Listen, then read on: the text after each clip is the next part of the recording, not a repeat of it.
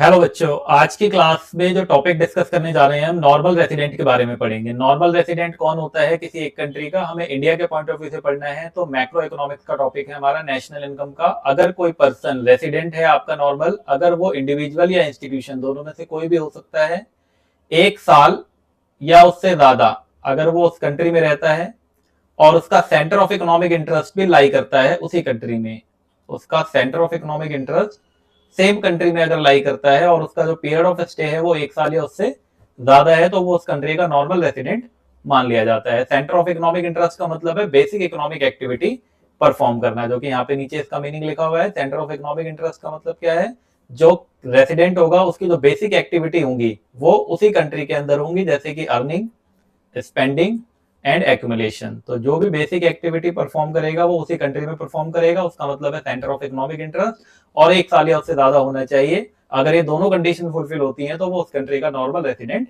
मान लिया जाता है। कौन कौन लोग नॉर्मल रेसिडेंट की कैटेगरी में नहीं आते हैं, फॉलोइंग आर नॉट इंक्लूडेड। जैसे कि सबसे पहले फॉरेन विजिटर एंड टूरिस्ट। अगर कोई घूमने के लिए आया है तो वो रेसिडेंट नहीं होगा, क्योंकि वो घूम के चला जाएगा वापस, एक साल से ज्यादा का पीरियड नहीं होगा, और हो भी जाता है तो उसका सेंटर ऑफ इकोनॉमिक इंटरेस्ट लाई नहीं करेगा। दोनों कंडीशन फुलफिल होनी चाहिए। क्रू मेंबर्स हैं जो कि शिप वगैरह पे काम करते हैं, उनका आना जाना लगा रहता है एक कंट्री से दूसरी कंट्री में, या कोई सीजनल वर्कर है।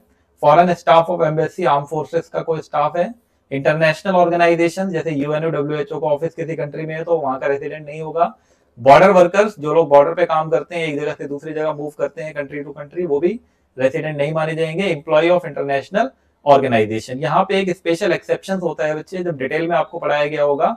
एक साल से ज्यादा अगर कोई रहता है उस कंट्री में तो फिर वो उस कंट्री का रेसिडेंट बन जाता है। जैसे यूएसए में अगर कोई इंडियन है और वो एक साल से ज्यादा वहां पे रह गया तो फिर वो यूएसए का रेसिडेंट माना जाएगा, लेकिन अगर एक साल से कम का पीरियड है तो फिर वो इंडिया का रेसिडेंट माना जाएगा। ऐसे एक कॉन्सेप्ट इसमें और है छोटा सा, सिटीजनशिप और रेसिडेंटशिप में कुछ डिफरेंस होता है।